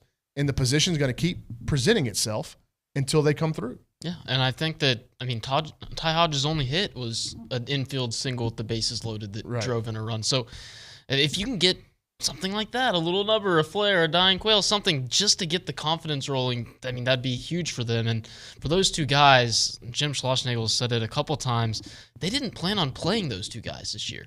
They definitely planned on redshirting Austin Stracer, and he's in. And right now, and perhaps it was a bad question on my part on Tuesday night, and I asked him if what do you try to do about fixing these issues, hitting with runners in scoring position. He looked at me and said, "You got any options?" And they have no other options on the bench. They are out of infielders, and that's why you saw a guy like Troy Claunch play third base in the late innings on Tuesday night. They are just looking for something and hoping it sticks. And right now, it has to be Stracer and Hodge. They've got to find a way to get it rolling. And Coach Loss is still correct. The fact of the matter that your 8 and 9 hole guys are coming up with runners on, and yes, they're struggling with runners in scoring position. It would be much worse if you were getting no guys on between 5 and 8 or between 5 and 9. Okay, there's guys in the offense that are scratching, that are getting on.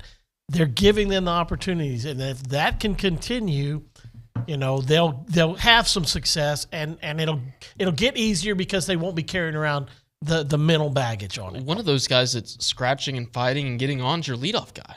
Cole Kaler's not hitting very well. I think his average is, 211? 211 now, yeah.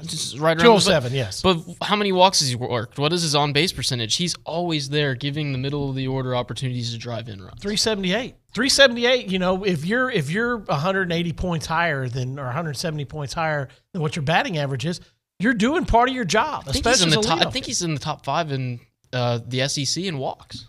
So I think he's setting the tone, and you do get a little length. You just got to produce with some of those guys. When we come back, we kind of hit on the negatives. Let's harp on the positives and how they can make some hay this weekend in Baton Rouge. You listen to TexAgs Radio. We're presented by David Gardner's Jewelers. Now a moment for Caldwell Country Chevrolet, Highway 21 in Caldwell, online at CaldwellCountryChevrolet.com. If you need a deal, you go to Caldwell Country Chevrolet. You're looking for your new car, you go to Caldwell Country Chevrolet. You need great service? Well, of course you do. Doesn't matter where you're going, you need to have great service. If it's coffee or for food or if it's for a brand new vehicle, let Zach Hester and his crew take care of you. They've been doing it in this area for a very long time, and they're going to help you every step of the way. When you're looking for a new vehicle or a pre-owned vehicle, Zach Hester and Caldwell Country Chevrolet is the place to go to. Simply call, click, or stop by Caldwell Country Chevrolet today. And I'm telling you, those deals online are the best there at Caldwell Country. When you start your search, you can go a lot of places, but start online there. And I'm telling you, you're going to love the process. You're going to love the people out there. It's going to be great. It's Caldwell Country Chevrolet. That's on Highway 21 in Caldwell and online at CaldwellCountryChevrolet.com. You'll probably find him at an Aggie game, the gym, or Veterans Park. It's David Nuno on TexAgs Radio. Mornings from 8 to 11 on The Zone. I'm Joel Clark, a Select Quote agent, with a true story that could save you hundreds of dollars a year. A woman named Linda just called. Her husband, Ray, has a group life insurance policy, but is changing jobs and he can't take it with him. Well, I went to work and found Ray, who's 40 and takes medication to control his high blood pressure, a 10-year, $500,000 policy for only $19 a month.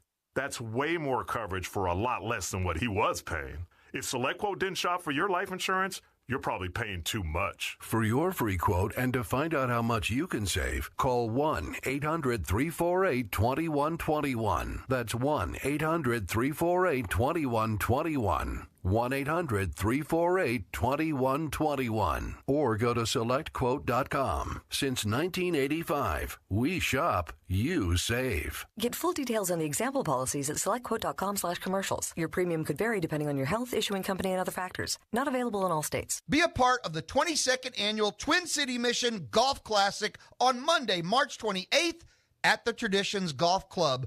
All the money raised goes towards the programs of Twin City Mission. Programs like homeless and housing services, domestic violence services, youth and family services, donation and resale services too.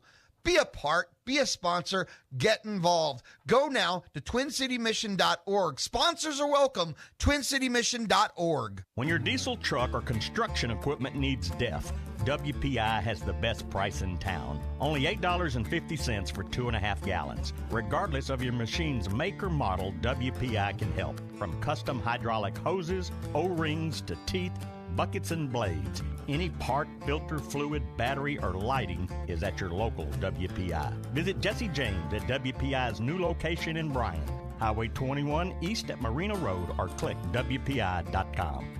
This is ESPN Radio. The commissioner of the Southeastern Conference, Greg Sankey. Texas and Oklahoma are going to be part of the Southeastern Conference. There have been a lot of accusations about me scheming or conniving to create something. I'll just tell you directly, that's inaccurate. Current Major League part of the New York Mets organization. He is Trevor May. We are aligned no matter how bad we don't want to be aligned on stuff. We are aligned on that if we like it or not. Joined by Bubba Wallace. We're basically buying it off the internet and getting all the pieces and piecing it together and taking it to the racetrack. So basically like a kit car. Pro Football Hall of Famer Tony Baselli. How does it make you feel knowing that you are now going to be in Canton? It's humbling. It's like unbelievable that my name is going to be there for all time next to the greatest guys who ever played this game. It just hits me. I'm like, holy cow, I'm in the Hall of Fame. ESPN Radio, weeknights and weekends on Sports Radio 1150 AM and 93.7 FM. The Zone.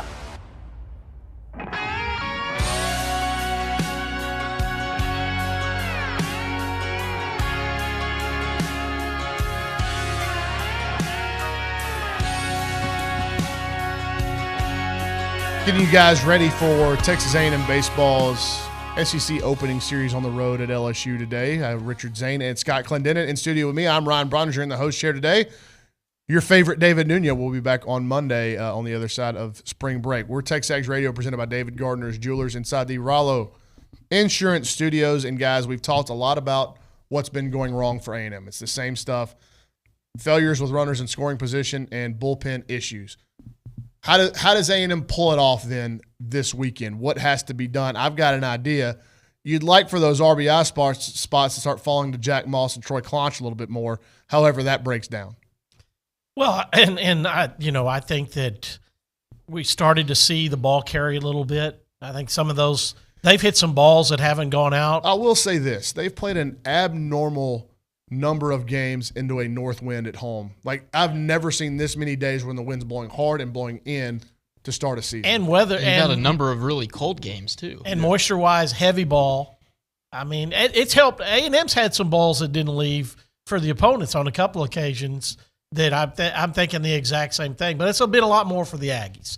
But I think that those guys in the spots they've been in, the power is there. Austin Bose the other day, that crushed that ball for a big home run to get him off, the zero number there. We expect big things from him. And I think that he's a guy that on the positive side can go to Baton Rouge. He's played there. He's the one that needs to be the team guy for some of these players that, yes, Clonch has played in big situations. You've seen Jack Moss play in big situations. Weekend, night games, Baton Rouge against a fired-up LSU team is different than anywhere you're going to go play. And then that sets you up to go to Mississippi, and it sets you up to go to Arkansas and Mississippi State and all those kind of places. But you don't get to ease into it. It's like we're going to drop you into the grease here, and it's tough an environment. And Austin Bose has to be the guy, first guy off the bus, leading this offense, because I think he's been very well a huge positive. And he's done it in this conference, right? He's the only returning player to this team that hit 300 with 10 home runs last year. To get off, like you said, to get off the snide, get that first one's a huge one for him. Jack Moss still hasn't hit his first home run as an Aggie. And I know he's not a huge power guy, but he's going to run into a few. Imagine if he runs into a few with men on base. I mean, he's hitting 396 coming into this series, so it would be nice for him to get even more extra base hits. I like what Schlossnagle said about every run has value, right? And you, at the end of the game, you kind of go back and look at the strikeouts and stuff with runners in scoring position, or the pop-ups, the failure to get a run home, and those are enormous. But a couple of times with 2 outs, after guys fail to get runners home with less than 2 outs, against U of H, Dylan Rock hits a missile to the right center field gap. Right fielder makes a good play, sliding catch, ends the A&M chance to score a run. Jack Moss peppers a ball over the left fielder's head, looks like it's going to go off the wall, left fielder makes a great play. Like, they're having some good swings in those spots, but it's usually the guys in the middle of the order that are having them with 2 outs. And so the balls have to find the ground for you to be able to produce runs with 2 outs. If the RBI spots start falling more to Moss, Claunch, Boast, Rock, Minnick, that's A&M's recipe. Now, how does that happen? Cole Kaler's got to continue to get on base. They got to get something from Britt, Strasner, and Hodge at the bottom. I think you're right. And I also think those are the guys with experience and positive experience in their background that I'm not going to let a single at-bat carry over for the whole game. Troy Claunch, the opener up in Frisco with 3 strikeouts when he didn't have but 2 going into that weekend series. Didn't carry on. Hasn't been like I'm going to be a swing and miss guy. He sticks with what he is even when he has a bad game. They've got experience. They've got guys there in the middle part of the lineup that can run into balls, that can have some balls leave. Because contrary to what people think, it may say 325 down the lines at New Alex Box. It ain't that far. Their park factor is this is a smaller park. They run into some balls that leave that field. I hit a home run there. Wow. Okay. Speaks to it. It speaks to it right there. Right. And you and how much did you pimp it before you got to first base? It was who was the center fielder? It was not Chad? Is it Chad Landry on their College World Series team? He was the center fielder, and I thought he was going to catch it, so I ran hard the whole time. But I just think that they can have some success this weekend. They can.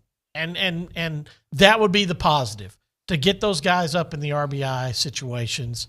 And that's where you got to take care of some uncertainty. You've got to make LSU go to their bullpen a little bit.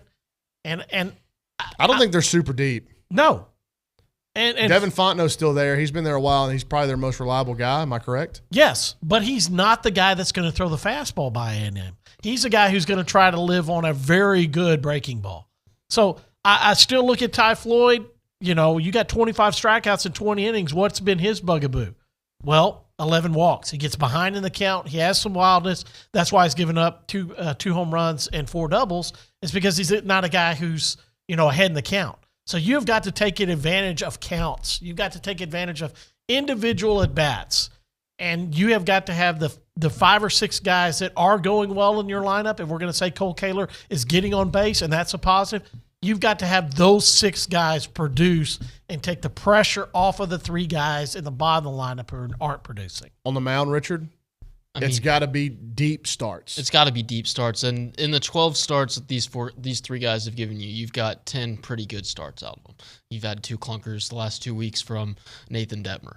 But I think Nathan Detmer is going to bounce back. And if Nathan Detmer is just average tonight, that gives you a boost. But if Nathan Detmer's really good, that could help you win a game tonight, especially depending on what LSU does with money. But Micah Dallas has to continue to be Mr. Dependable, the Micah Dallas we've seen through 4 weeks. If he goes deep into the game on Saturday night, he's going to give you a chance to win. He's also going to help you save the bullpen for Sunday behind Ryan Prager, who has been outstanding as a true freshman. Ron Prager trajectory up for me. Big time. I think he's underrated as a competitor.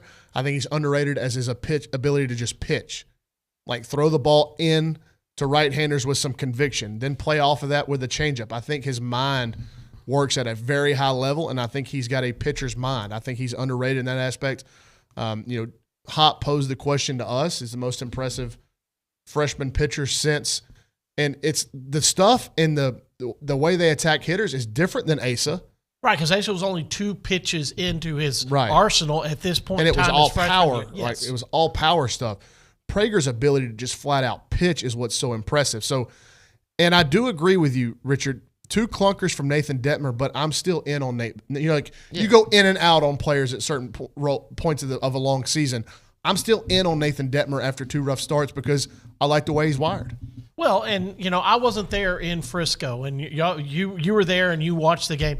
You couldn't have rolled balls better through the infield in the early going for Ryan Prager, who had been going great, and then all of a sudden he had some adversity because Detmer. I mean Detmer, because it was just balls in the right spot. Mm-hmm. Okay, now it didn't lead to any length in that appearance, and then they had that huge inning after he came out. But it wasn't that he was terrible in that timeout. It was some well-placed balls that he had to deal with the consequences after. And then the bullpen in 1 inning melted down after he came out. And I think A&M, the positive is A&M has had answers to questions that I can put this guy in and have some reasonable trust that he can do a job in the bullpen.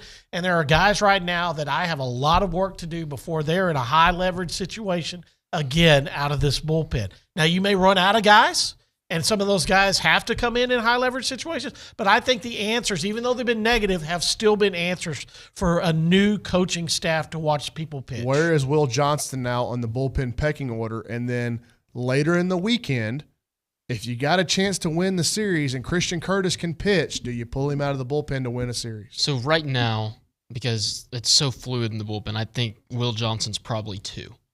Jacob Balish, Will Johnston, Chris Cortez right there. And I think that if you have a chance to win a game late or it's a high leverage situation, you need to blow some fastballs by some guys, Chris Cortez has got to be the guy.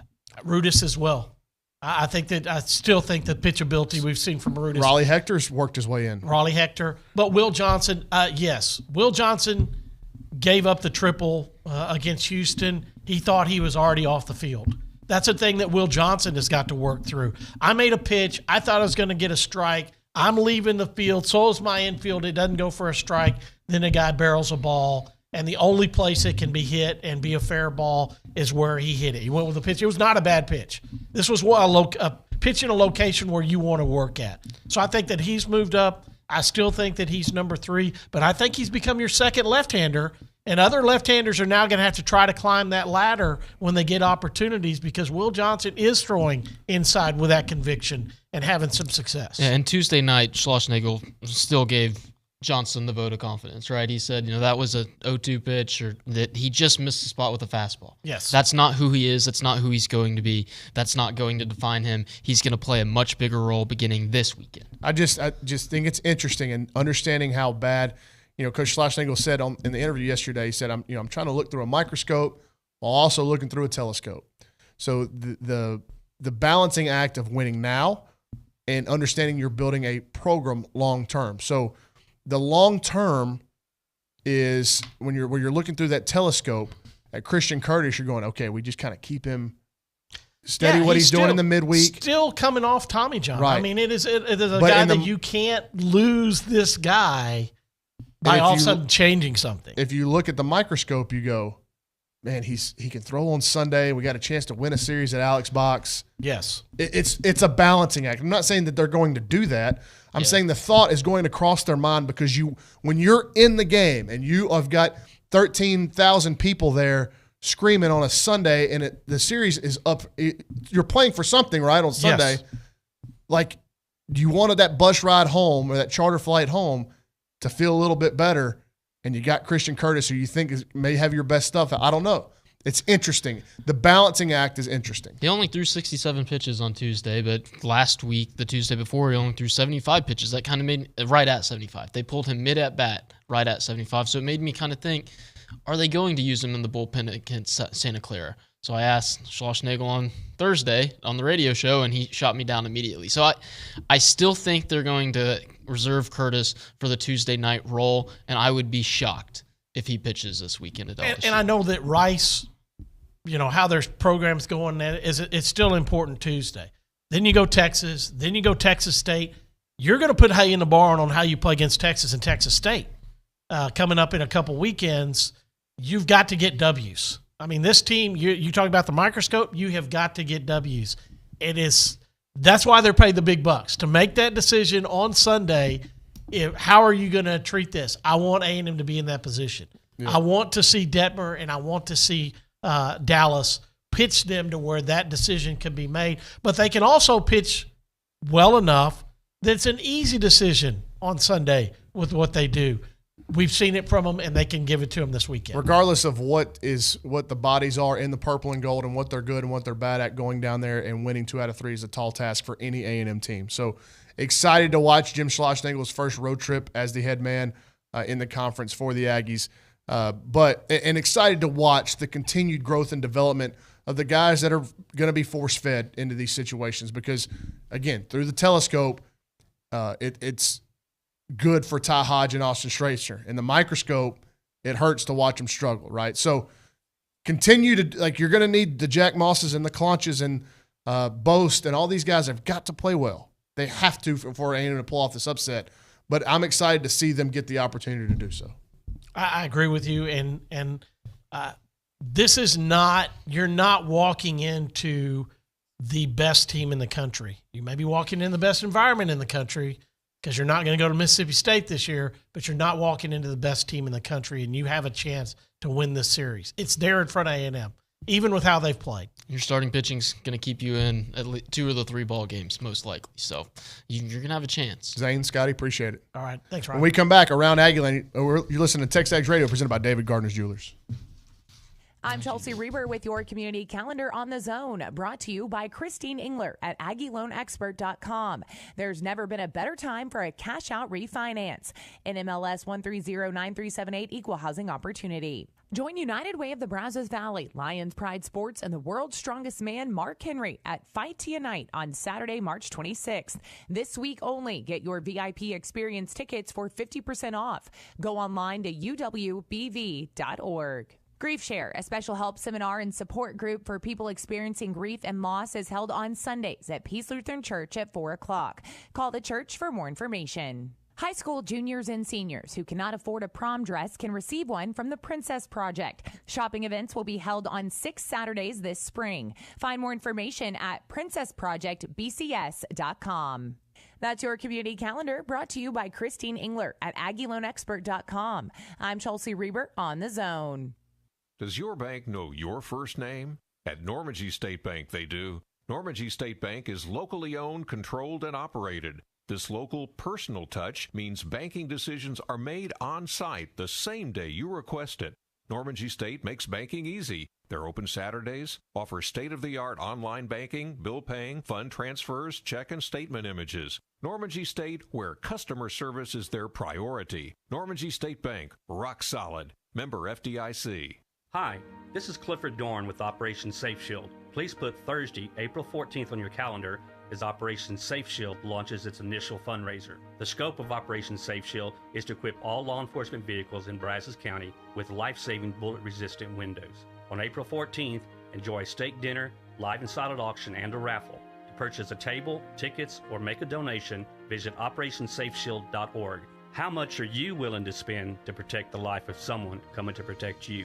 You could save big when you bundle your home and auto with Progressive, but when we just come out and say it, it feels like it falls a bit flat. So instead, we're going to hire a professional voice actor and pay him absurd amounts of money to say, I like this product. Not sure why that was better. I mean, I'm a professional too, but we didn't pay him to say the business part, so back to me. Save big when you bundle your home and auto with Progressive. Sorry, I know hearing me say it was a bit of a letdown. Progressive Casualty Insurance Company and Affiliates. Discount not available in all states or situations. Keyshawn, J. Will, and Max. Who's better, Jokic or MBJ? They're both so unique, man. Like, they're one-on-one bigs. Who would you rather play with? If you're a floor spacer, Jokic's basketball IQ is off the charts. His passing ability is so dangerous. But Joel Embiid's offensive ability to space the floor, I mean, they're both do things very similar. I'll be happy with either. Listen in to Key, J. Will, and Max, powered by WC Tractor from 5 to 8 on the Zone.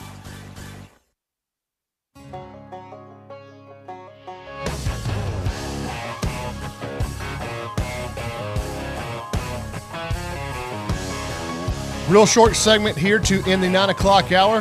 Ryan Brauninger. We are TexAgs Radio, presented by David Gardner's Jewelers inside the Rollo Insurance Studio. Joined now by Mr. Sam Kamen, who's going to take us around Aggieland. That is presented by Norman G. State Bank. For rock-solid banking, visit normangstatebank.com. Sam, take it away. All righty. Y'all have already mentioned it the first couple hours of the show. Baseball and basketball. Baseball goes to LSU for their opening weekend of SEC play. First pitch will be 6:32 tonight, 6:02 Saturday, and Sunday at 2:02. First two games on the SEC Network Plus, and then Sunday's game will be on the SEC Network. Basketball, obviously, NIT, second round versus Oregon tomorrow morning at 11 a.m. That'll be on ESPN. And then parking and admission are free. I love that move. Love that move. So come out, support the Aggies there. They deserve it after, obviously, the snub. And, hey, we have our own March Madness here in College Station. So what else? Got some more stuff going on, right? Yes. Other Diamond Sport, first home series for softball. They come back off of a disappointing sweep at Auburn.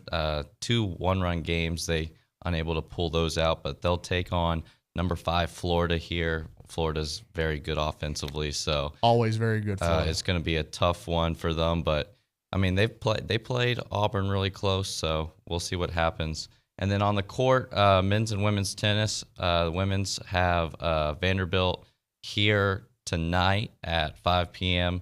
Kentucky Sunday at 11 p.m. They're trying to continue their hot start, 18-1, undefeated in SEC play. Wow.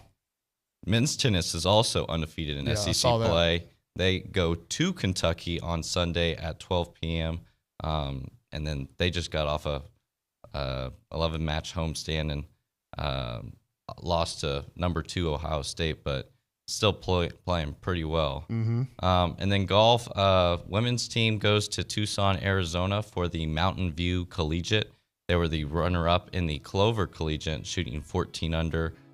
Final round, lowest round in program history. Jenny Park led the way, finished second at 8 under. Blanca tied a school record for a 8 under final round. Wow. So they're going to have their hands full. They've got a stacked field. They're one of 10 ranked teams this weekend. And then on the men's side, Sam Bennett. Dude, 3 66s, 18 under, won the tournament. I mean, program record 47 under. He's for a the baller, men. man. It was. He's gonna play golf for a long time. I mean, I went to the course the other day, and I mean, just because I have the first name of Sam doesn't mean that I hit the ball like Sam Bennett. But they're playing well. They'll have the week off and then start back next week. Track and field opens their outdoor season in Tempe, and then women's swimming and diving have days 3 and 4.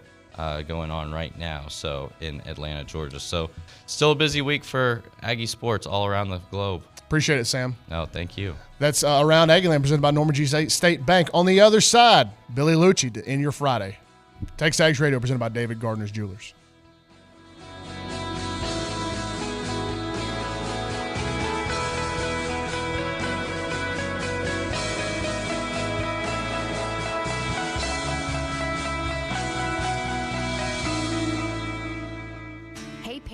When it comes to your child's education, there's a lot to consider. No matter what you're searching for, search the Bryan Broadcasting half-price tuition program first. We've partnered with schools and learning centers throughout the area to get your students started with high-quality programs at half price. Right now, we're featuring half-price tuitions at Hopewell Classical Day School, Kinder Music, Happy Camper School, and more.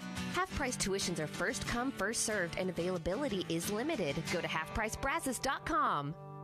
Phoenix Knives invites you to meet the bladesmiths who competed on Forged in Fire, one of the largest custom knife shows in Texas. The Texas Select Custom Cutlery event, hosted at the Austin County Fairgrounds in Belleville, features knife makers from across the nation. Shop for that perfect handcrafted knife, get pictures and autographs, plus live forging demonstrations and chopping competitions. The Texas Select Custom Cutlery event is sponsored by Paragon Kilns, Ballistic Dummy Lab, and Texas Knife Makers Guild. Tickets are $5 at the door, April 2nd and 3rd. For more info, visit TexasSelectEvent.com. Want to listen online? Not sure of the prize rules? Would you like to learn more about your favorite host? Go now to Zone1150.com. Zone1150.com. This is KZNE College Station Bryan, Aggieland's home for sports.